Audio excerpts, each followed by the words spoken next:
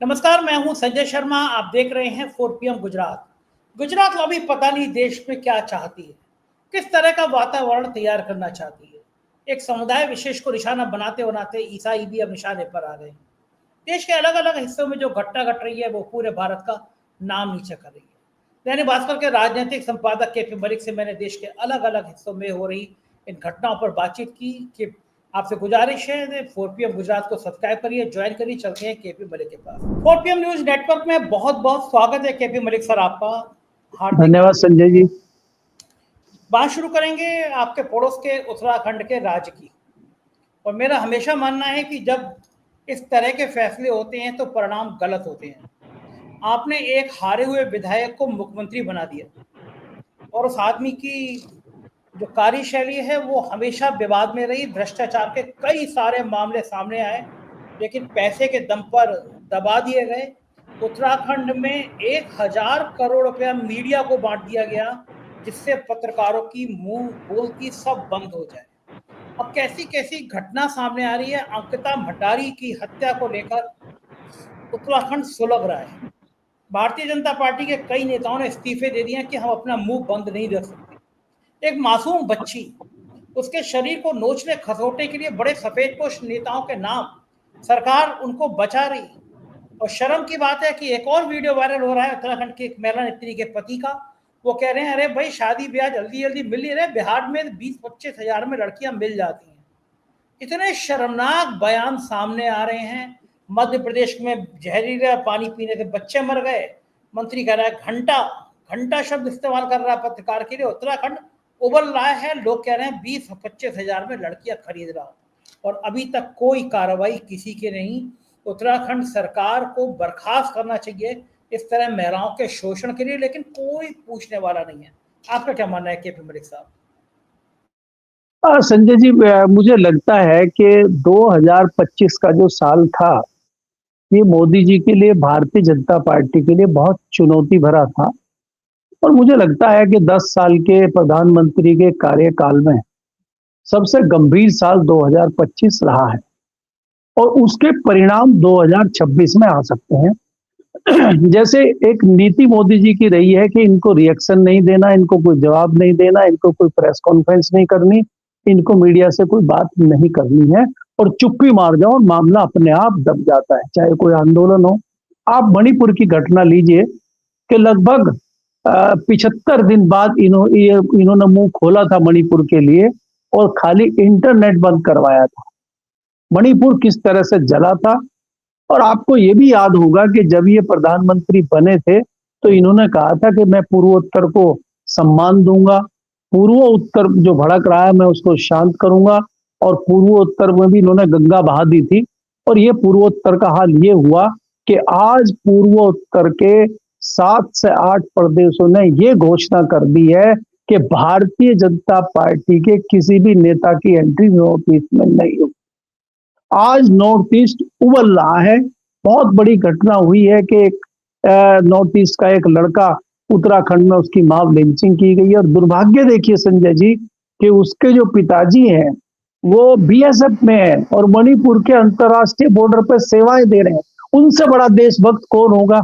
यहाँ देशभक्ति के सर्टिफिकेट बांटे जा रहे हैं दिल्ली में बैठ के, और वो बांट रहे हैं सर्टिफिकेट जिनको देशभक्ति राष्ट्रभक्ति के विषय में पता ही नहीं है। वो शाहरुख खान को राष्ट्रभक्ति और देशभक्ति सिखा रहे हैं, क्योंकि शाहरुख खान ने गलती कर दी है कि बांग्लादेश के क्रिकेट के खिलाड़ी को खरीद लिया है। और सर्टिफिकेट बांटने वाले कौन है? कथावाचक, जिनका अपना कोई पता नहीं है कि उनके परिवार में से भी किसी ने देश के लिए शहादत दी है कि नहीं दी है, या वो भी भिक्षा मांग के खाने वाले थे। दूसरी बात यह है कि आप ये देखिए कि अगर वो बांग्लादेश के खिलाड़ी को खरीद रहे हैं तो ये बीसीसीआई, आईसीसी, केंद्रीय गृह मंत्रालय, देश की बिना सरकार की इजाजत के क्या शाहरुख खान खरीद सकते हैं? अगर खरीद भी लिया, अगर सरकार चाहे तो उनको खरीदने देगी। और जो बीसीसीआई है उसके सर्वा कौन है साहब? क्या वो तो मुंह नहीं खोल रहे आज तक भी? सर्टिफिकेट ये लोग बांट रहे हैं। तो ये देश का दुर्भाग्य है। देश एक अलग रास्ते पे चल पड़ा है। आज संजय जी उत्तराखंड उबल रहा है। उत्तराखंड में पिछले 15 दिनों में जो 2 बड़ी घटनाएं हुई हैं, उस पर उत्तराखंड उबल रहा है। और इस आग में मुझे लग रहा है कि इस बार मुख्यमंत्री जी की कुर्सी जल जाएगी। मुख्यमंत्री, आप ये समझिए कि इतने क्रांतिकारी मुख्यमंत्री हैं कि मुख्यमंत्री रहते हुए अपनी विधायक ही नहीं जीत पाए, इतने बड़े क्रांतिकारी हैं। लेकिन मोदी जी की नजरों में वो हीरा है और इन हीरे को दोबारा मुख्यमंत्री बनाया गया। और उनकी कार्यशैली, कारगुजारी क्या थी, अब वो सबके सामने है कि किस प्रकार से वो कौन सी सेवाएं दिलवाते थे, इसीलिए मुख्यमंत्री थे। जिन वीवीआईपी का नाम आया है, अब तो विपक्ष ने सीधे सीधे नाम लेना शुरू कर दिया है कि भाई जो अपने गौतम साहब हैं, जिनको वहां पे टक्कू मट्टू पट्टू क्या क्या कहते हैं, उनके नाम से फेमस है वीवीआईपी, वो सेवाएं लेते थे स्पेशल वहां जाके। कहने को आप दलित बड़े चेहरे हैं, पिछड़े चेहरे हैं, और कार्यक्रम आपके इस प्रकार के हैं। तो ये भारतीय जनता पार्टी की जो दोहरा चरित्र और दोहरी रणनीति है, अब वो जनता के सामने धीरे धीरे आ रही है। अब प्रधानमंत्री जी सोच में पड़े हुए हैं कि अपने प्यारे दुलारे को कैसे हटाएं, कैसे इसकी जान बचाएं, कैसे दुष्यंत गौतम को बचाएं, क्योंकि उत्तराखंड में मामला बहुत गंभीर हो चला है। और आपने जो अपने शुरुआती उद्बोधन में कहा कि 1000 करोड़ बांट दिया गया, 1000 करोड़ बांट दिया क्योंकि वहां पर खूब खनन का कार्य चल रहा है, खूब भ्रष्टाचार हो रहा है, उन्होंने कौन सा अपने घर से बांट दिया। लेकिन जिस मीडिया को बांटा है वो भले ही ना बोले, आज सोशल मीडिया तो बोल रहा है, मोबाइल तो बोल रहा है, उर्मिला सनावर तो बोल रही है। आज उर्मिला सनावर भी गायब है। उसने कहा कि उसने भागते हुए सहारनपुर के एक ऑटो में बैठ के वीडियो बनाई कि मेरी जान का खतरा है, पुलिस मुझे ढूंढ रही है, मेरा एनकाउंटर भी हो सकता है। तो कितना गंभीर विषय है। पुलिस उसी को ढूंढ रही है जो पुलिस की मदद करने आया है गवाह बनके कि भाई मेरे पास ये सबूत है, जो केस है इसमें मेरी जानकारी ले लीजिए और उस पर काम करिए। पुलिस उस पर नहीं कर रही काम, नहीं नहीं आप आओ जरा इधर, आप जानकारी दे रहे हो, पहले आपको ठीक किया जाए। ये उत्तर प्रदेश में भी चल रहा है और उत्तराखंड में भी चल रहा है। तो मुझे लगता है कि 2025 का जो मुश्किल दौर भारतीय जनता पार्टी और मोदी जी के लिए रहा है, वो 2026 में उसका कुछ ना कुछ बड़ा रिजल्ट आएगा। क्योंकि 2025 में कई बड़ी घटनाएं हुई। आपने पहलगाम देखा, आपने ट्रंप की चीजें देखी, आपने बहुत सारी चीजें देखी जो पिछले 10 सालों में नहीं थी, वो इस 2025 में आपने देखी। जी केपी मलिक साहब, सही कह रहे हैं आप कि ये सोशल प्रेशर का कमाल है कि सरकार को भी झुकना पड़ रहा है। बरेली में नफरती चिंटुओं ने जो कुछ कारनामे किए, तो वीडियो वायरल हुआ, एक समुदाय विशेष के लोगों को मारने का FIR हुई। और सचिन गुप्ता है, उनका ट्वीट में देख रहा था कि गाजियाबाद में रेस्टोरेंट में घुसकर लड़के को पीटने, अंडर गारमेंट में लड़की को बाहर खींचने वालों पर पुलिस ने FIR दर्ज की। पुलिस ने आरोपियों की गिरफ्तारी के लिए घरों पर कल रात दबिश दी, तो बजरंग दल के कार्यकर्ताओं ने मोदी नगर का थाना घेर लिया। अब आप देखिए गुंडागर्दी का हाल। एक लड़की को अंडर गारमेंट्स में घसीट रहे हैं बाहर, पूरा भीड़ इकट्ठी होकर कर रही है, और पुलिस ने FIR की, तो बजरंग दल के लोग आके थाने को घेर ले रहे हैं। ये हिम्मत कहां से आ रही है? पूरी दुनिया में ये तस्वीरें जो सामने आ रही हैं, क्या छवि बन रही है भारत को कि एक लड़की को इस तरह अर्ध वस्त्रों में खींचा जा रहा है और उसके बाद उसको कार्रवाई करने के लिए पूरा पूरा बजरंग दल एक साथ थाने को घेर ले रहा है। संजय जी, देखिए जो विदेशों में भारत की छवि थी, संस्कृति को लेके, हमारी कार्यशैली को लेके, हमारे जो पहनावा है, हमारे जो विभिन्न विभिन्न धर्मों के, विभिन्न जातियों के लोग रहते थे एक साथ मिलकर, जो भारत की वो छवि विदेशों में बनी थी, वो धीरे धीरे टूट रही है। कई देशों में इस प्रकार की एडवाइजरी भी जारी हुई है कि इस दौरान भारत में जाना खतरे से खाली नहीं है कई राज्यों में। ये क्यों कर रहे हैं विदेश के लोग इस तरह की चीजें? आज आप देख रहे हैं कि भारत में कभी नहीं हमने देखा कि आप ईसाइयों को खुलेआम निशाना बना रहे हैं ऐसे, और प्रधानमंत्री मोदी जी चर्च में जा रहे हैं। एक सेकंड, आपने केपी मलिक साहब, कुणाल शुक्ला है, उन्होंने एक फोटो डाला है, उस पर यही लिखा है उन्होंने, ये वो रामराज है जहां गुंडों और बलात्कारियों को जमानत मिलने पर फूल मालाओं से स्वागत किया जाता है। देश और दुनिया को जानना चाहिए, इस बार छत्तीसगढ़ की राजधानी रायपुर के मैग्नेटो मॉल में क्रिसमस की सजावट तोड़ने वाले बजरंग दल के गुंडों को जमानत मिलने के बाद जेल से बाहर निकलते ही ढोल नगाड़ों के साथ आरती उतारकर अभिनंदन स्वागत किया गया। भविष्य में मांग की जाएगी कि इनको पार्टी से, राष्ट्रवादी पार्टी से टिकट दे दिया जाए। नहीं संजय जी, ये तो बात वहीं आ गई ना जहां पे आपने पिछला सवाल पूछा था कि जिस प्रकार से गाजियाबाद में हरकत हो रही है कि एक लड़की को उसमें जो उसके अधोवर्ष हैं उसमें खींच के ले जाया जा रहा है, और अगर पुलिस पकड़ रही है तो पुलिस थाने का ही घेरा हो रहे हैं, तो इनकी हिम्मत देखिए कितनी बड़ी हुई है। आप हिम्मत देखिए इनकी। तो ये क्यों हो रहा है? ये कहां से इशारा मिल रहा है? पुलिस क्यों नहीं कार्रवाई कर पा रही है? किसका दबाव है? तो ये दबाव शीर्ष नेतृत्व का है, और शीर्ष नेतृत्व के इशारे पे हो रहा है, क्योंकि उत्तर प्रदेश में और उत्तराखंड में भी अगले साल इलेक्शन है। तो क्या एक माहौल बनाया जा रहा है 80-20 वाला? लेकिन ये कितना खतरनाक हो रहा है, हम इसको परिणति को नहीं समझ रहे हैं, जो हमें आने वाले सालों में झेलना पड़ेगा। संजय जी, अगर यही परिस्थितियां रही नॉर्थ ईस्ट में, अगर इस तरह की चीज हो गई, तो नॉर्थ ईस्ट में भी भारत के अलग अलग हिस्सों के कितने लोग काम करते हैं, कितने लोग व्यापार करते हैं। नॉर्थ ईस्ट के लोग बहुत कम है भारत के दूसरे हिस्सों में। अगर आप देखेंगे वो सिर्फ बड़े शहरों में आपको मिलेंगे। छोटी देहरादून कोई आज छोटी जगह नहीं है, एक स्टेट की राजधानी है। अगर वहां पे इस तरह की हरकत किसी के साथ होती है, तो फिर बाकी जो छोटे शहरों में अगर कोई इक्के दुक्के लोग हैं, उनके साथ क्या होगा?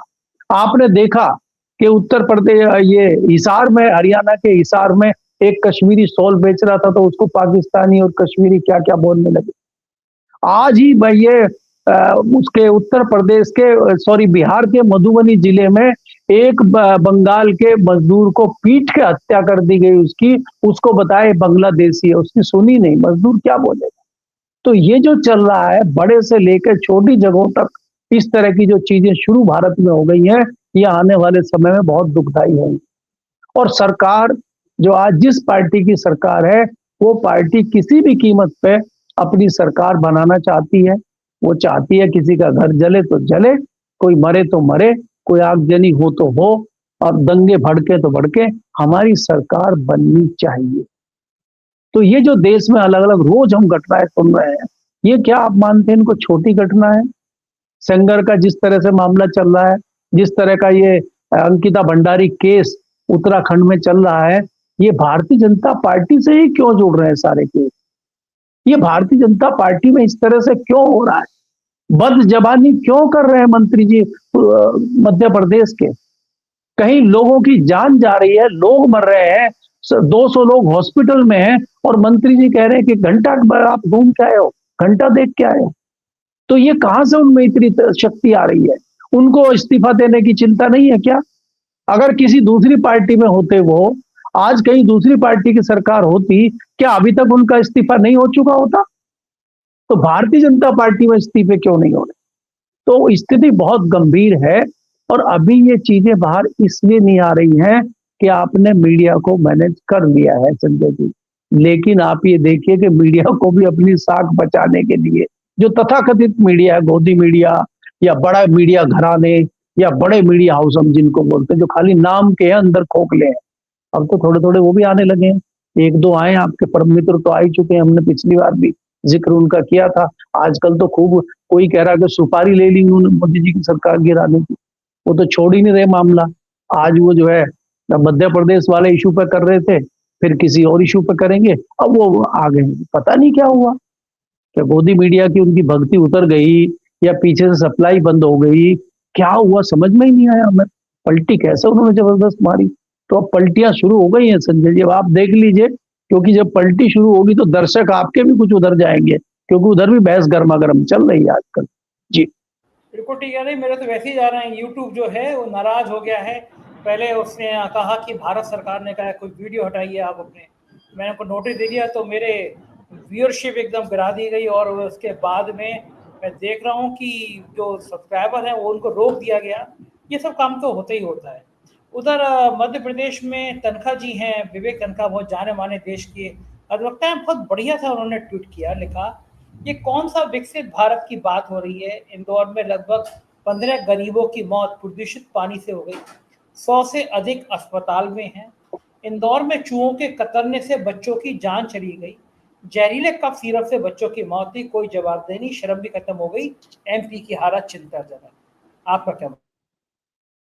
संजय जी, ये खाली एमपी में नहीं हो रहा है, मैंने कहा आपको। एमपी तो आपको दिखाई दे रहा है, ये सब जगह हो रहा है, सब जगह ये चीजें चल रही हैं। आज आज की घटना है आपके उत्तर प्रदेश के बदायूं के सरकारी अस्पताल में, एक महिला को प्रसव पीड़ा हुई और उसको छोटे बच्चे को जन्म उसने वहीं दे दिया, खुले में बाहर शौचालय में। वहां डॉक्टर नहीं मिल रहा है उसको, और वह उत्तर प्रदेश बम बम कर रहा है। उत्तर प्रदेश में बाबा की सरकार जबरदस्त चल रही है। ये हरकतें क्या हो रही है? हॉस्पिटलों में डॉक्टर नहीं है, दवाइयां नहीं है, गुटखे वाले भ्रष्टाचार कर रहे हैं, अफसर पकड़े जा रहे हैं, लेकिन कहीं किसी मीडिया में कोई जिक्र नहीं है। ये खाली एक स्टेट नहीं है, ये पूरे भारत में अलग अलग राज्यों में चल रहा है। मेन चैनल नहीं दिखा पा रहे हैं। ये चाहे आपके जैसे चैनल हो, चाहे सोशल मीडिया हो, चाहे मोबाइल पे जो छोटे लोग हैं वो कहीं रिकॉर्ड कर करके दिखा रहे हैं, उनको माध्यम नहीं मिल रहा है। और पुलिस छोड़ती नहीं है संजय जी। अगर कोई छोटा सा, मेरे पास इतनी खबरें आती हैं, मेरठ से घटनाएं आती है, मेरठ की घटनाएं, आज आपको मुजफ्फरनगर की घटना बताते हैं कि वहां पे जो सपा के अध्यक्ष हैं उन्होंने कह दिया कि संगीत सोम जो नाटक कर रहे हैं ये कौन से जो है देशभक्त हैं ये बताएं, और उस तरह उनको घेर लिया गया। और उनके यहाँ जो है वो पहुंच गई आपकी कौन सी सेना है, वो ठाकुरों की करणी सेना। करणी सेना पहुंच गई और उनको गाड़ी में डाल के पता नहीं कहाँ उठा ले गई, अभी तक उनका नहीं पता कहाँ है। तो यहाँ तो खुलेआम दादागिरी चल रही है। पुलिस कह रही है हम तलाश रहे हैं, बताइए पुलिस कहाँ तलाश रही है? आज आधुनिक युग में मोबाइल आपकी लोकेशन बता देता है, आपको पुलिस चाहे तो 1 घंटे में आपको बरामद कर सकती है, उनका कुछ पता ही नहीं लग रहा। तो ये तो रामराज देश में नहीं, उत्तर प्रदेश में नहीं, पूरे देश में रामराज चल रहा है। और मोदी जी जो है एंजॉय कर रहे हैं, बोलेंगे कुछ नहीं वो, क्योंकि मौन है वो। और जब मौन की बात है कि मौन प्रधानमंत्री कौन है, तो वो मौन मोहन बताते हैं, मनमोहन को, क्योंकि वो बोलते नहीं थे। अब मेरे ख्याल से वो साल में 2-4 प्रेस कॉन्फ्रेंस तो कर ही लेते थे मनमोहन जी भी। सरदार जी बोले भले ही कम, लेकिन जो बोलते थे सॉलिड बोलते थे। और उसका जवाब देने के लिए भारतीय जनता पार्टी के एक आध ही लोग थे, सुषमा स्वराज जैसी नेता जो है उनका जवाब दे पाती थी, बाकी की तो हिम्मत ही नहीं होती थी बोलने की। और आज तो देखिए आप, एक से एक क्रांतिकारी नेता भी भारतीय जनता पार्टी में है, और एक से एक कार्यकर्ता, एक से एक विधायक, और एक से एक क्रांतिकारी मुख्यमंत्री भी है। मुख्यमंत्री की तो पूरी कतार है आपके सामने, चाहे वो उत्तराखंड के मुख्यमंत्री हो, चाहे वो राजस्थान के क्रांतिकारी हो, और चाहे देखिए कितना बढ़िया राज्य चल रहा है आपका मध्य प्रदेश में। इतना बढ़िया मुख्यमंत्री आज तक पैदा हुआ है कोई मध्य प्रदेश में, जितने बढ़िया हालत आज सरकार की चल रही है। उनकी हिम्मत है कि वो इस्तीफा मांग ले विजय वर्गीय से, उनकी हिम्मत है कि वो विजय वर्गीय का जो बयान है पत्रकार को, उस पर एक टिप्पणी कर दे। मुख्यमंत्री की इतनी हिम्मत है। तो ये तो सरकार चल रही है भारतीय जनता पार्टी की, और जनता जो है मदमस्त है, क्योंकि जनता को तो मंदिर मिल ही गया, और क्या चाहिए था जनता को? भाई रामराज, राम का मंदिर हो गया, रामराज चल रहा है। अब कृष्ण राज की इंतजार है कि कंस का वध हो और कृष्ण राज शुरू हो जाए हमारे मथुरा में, दिल्ली तक उसकी जो है गूंज सुनाई दे। हम तो उसका इंतजार कर रहे हैं संजय जी, क्योंकि हमसे अयोध्या दूर पड़ता है। जी बिल्कुल ठीक बात है केपी मलिक साहब, सभी लोग इंतजार कर रहे हैं कि कब गूंज होता है। और देखिए, जो सही बात कहता है उस व्यक्ति के संग कितना अत्याचार होता है। अमिताभ ठाकुर बिल्कुल जेन्युइन काम कर रहे थे, भ्रष्टाचार को सामने ला रहे थे। यूपी एसपी गोल, यूपी के जो आईएएस अफसर हैं, उनके एक लंबी चौड़ी लिस्ट निकाल दी थी खानदान भर की, ये जमीनों के, ये रजिस्ट्री है, ये नंबर है। कार्रवाई होनी चाहिए थी उस आईएएस अफसर पर, हो गई अमिताभ ठाकुर पर। अमिताभ ठाकुर जेल में है।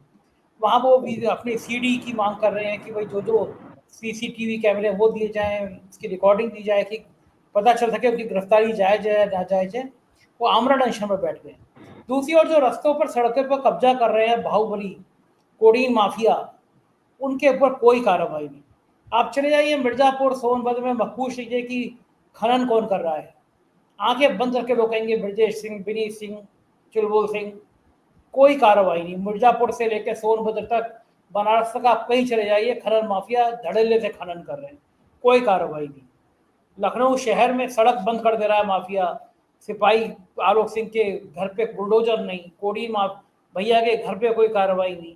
ऐसी बम बम सरकार क्या दिख नहीं रहा है केंद्र सरकार को, आरएसएस को, ये गुंडई जो हो रही है, इस गुंडई का जवाब कभी मिलेगा या ऐसी गुंडई चलती रहेगी? नहीं तो क्यों जवाब कोई मांगेगा? आप खाली उधर का गिनवा रहे हैं, गोरखपुर में नहीं हो रहे हैं जमीनों पे कब्जे, पश्चिम उत्तर प्रदेश में नहीं हो रहे, सहारनपुर से लेके आगरा तक, तो सब जगह हो रहे हैं, क्यों बोलेंगे भाई? और ये अमिताभ ठाकुर जैसे लोग जो हैं, ये तो बदनाम कर रहे हैं देश को, काम का आमरण अनशन लेके आ रहे। आमरण अनशन तो महात्मा गांधी जी के साथ चला गया। आमरण अनशन महात्मा गांधी जैसे लोग करते थे और उससे अंग्रेज सरकार डरती थी। और यह उसके बाद जो बड़ा आमरण अनशन हुआ वो हमने उनका देखा है, जो रामलीला मैदान में हुआ था। रानीगढ़ सिद्धि वाले जो बाबा आए थे दिल्ली में और फिर वो आमरण अनशन करके वापस चले गए रानीगढ़ सिद्धि, तो यह तो उनका आमरण अनशन था। उसके बाद कहाँ आमरण अनशन चला गया? 2012 के बाद, 2012 के बाद कोई आमरण अनशन आप करते रहिए, हमें फर्क ही नहीं पड़ता। अच्छा ये बताइए, आप कोई आदमी चीख रहा है, चिल्ला रहा है, वो इस उम्मीद में चिल्ला रहा है कि मेरी कुछ सुनेगा, और हमने कान में रुई डाल ली, चीख दे दो साले को, चीख चीख की तरह चीखता है, तो बेचारा थक के चुप हो जाएगा। आमरण अनशन कितने दिन करेंगे? महीना, 2 महीना, 6 महीना? मुझे तो लगता नहीं उनकी कि जो वो बाबा रालेगंज सिद्धि वाले हैं उनसे बड़ी कैपेसिटी अमिताभ ठाकुर की मुझे तो लगती नहीं। वो तो वैसे ही दुबले पतले 55 किलो के आदमी है, वो तो मुझे नहीं लगता 1 हफ्ते से ज्यादा कर पाएंगे, लुढ़क जाएंगे। तो फिर जो है सांत्वना दे दी जाएगी उनको, और हम और आप मौन धारण कर लेंगे 1 मिनट का, और जयराम जी की वो फिर अमिताभ ठाकुर की पत्नी जाने, उनके बच्चे जाने, उनका बेटा जाने, तो देश के लिए कुर्बान हो गए, बात खत्म हो गई। इतिहास में थोड़ी नाम आएगा उनका कोई, इतिहास में तो इनका नाम, इतिहास में तो कथावाचकों का नाम आएगा। सैल्यूट तो पुलिस उनको करेगी, सम्मान तो उनका होगा। इन्हें कौन पूछ रहा ठाकुर जैसे लोगों को? अमिताभ ठाकुर का काम है कि अपना शांति से बैठे और ये जो है दखल अंदाजी ना करें कामों में। जो काम चल रहा है राम राज का, जो राजकाज चल रहा है ना, कहते राम करी राखा, वो क्या है रामायण में, मुझे तो चौपाई पता नहीं है, तो उसमें ये विघन डाल रहे हैं अमिताभ ठाकुर। अगर आप राम कार्य में, राजकाज में विघन डालेंगे तो आपका इलाज तो किया जाएगा ना, तो उनका इलाज किया जा रहा है। और इसीलिए जो है भारतीय जनता पार्टी के लोग अपने अपने शुभ कार्यों में लगे हुए हैं। वो सबके अलग अलग शुभ कार्य आप जानते ही हैं कि अयोध्या में क्या चल रहा है, लखनऊ में क्या चल रहा है, उन्नाव में क्या चल रहा है, कानपुर में क्या चल रहा है, देहरादून में क्या चल रहा है, मध्य प्रदेश के सबसे सुंदर शहर, साफ सुथरे शहर इंदौर में क्या चल रहा है, तो आपके सामने।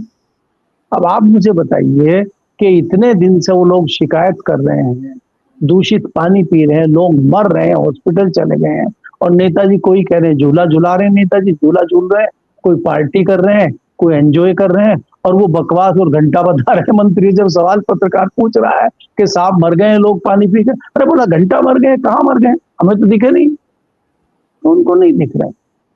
तो जो वो कहेंगे वो बात सच है। कोई पत्रकार झूठ बोले, कोई दूसरा बोले, उससे कोई फर्क यहाँ पड़ने वाला नहीं है संजय जी। और आप उम्मीद छोड़ दीजिए, मोदी जी कुछ नहीं बोलेंगे, उन्होंने मौन धारण किया हुआ है, वो अभी पूजा में है जी।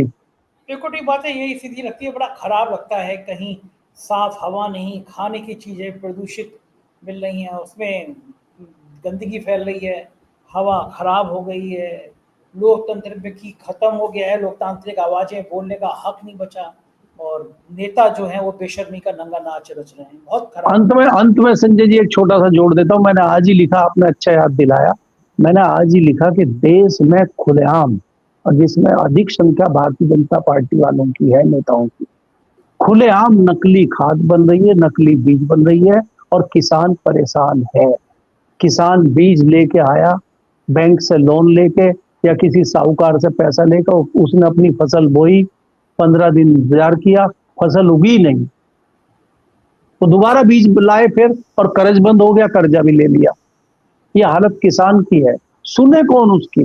कोई नहीं सुन रहा है। तो स्थिति बहुत गंभीर है, स्थिति बहुत गंभीर है जी। शर्मनाक है। बहुत शुक्रिया केपी मलिक साहब, आपने मुझे इतना समय दिया बातचीत की। Thank you. ये थे केपी मलिक जी, पूरी बातचीत आपने सुनी, कैसी लगी बातचीत बताएगा जरूर। शुक्रिया, थैंक यू।